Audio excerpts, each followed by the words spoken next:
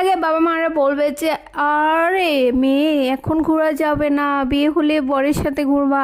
আর যখন বিয়ে হয় তখন হচ্ছে বর জীবনও ঘুরতে নিয়ে যায় না। সেই সব আপুদের কপাল আমার কপালের সাথে একটা করে ঘষা দিব, যে যেই সব আপুদের জামাইরা হচ্ছে প্রতি মাসে প্রতি সপ্তাহে ঘুরতে নিয়ে যায়। আমার হাজব্যান্ড আমাকে মনে হয় জীবনও ঘুরতে নিয়ে যায় নাই বিয়ের পর। আর হচ্ছে যেহেতু আমাদের প্রেমের বিয়ে ছিল, তারপরও এই দুর্দশা হওয়ার জন্য আমিই দায়ী। তো যাই হোক, সেটা কোনো কথা না। আজকে আমি ঘোরার অনেক শখ হয়েছিল, তো ভাবলাম যে ঘুরে আসি।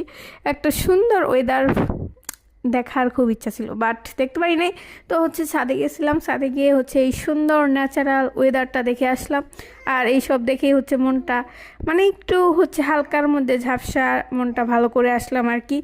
যাই হোক, বিয়ের আগে অনেকেই বলে যে ঘুরতে নিয়ে যাব এখানে সেখানে, তারপরে বিয়ে হলে আসল রূপ দেখা যায়। এই যে আমার বাচ্চা হয়ে গেছে, তার মধ্যেও কিন্তু আমাদের হচ্ছে ঘোরা হয় নাই, হানিমুনে যাওয়া হয় নাই। যাই হোক, বিয়ের আগে হচ্ছে প্রেম করার সময় পুরুষরা কত ধরনের যে আপনাকে স্বপ্ন দেখাবে, এটা করবে ওটা করবে, তারপর বিয়ে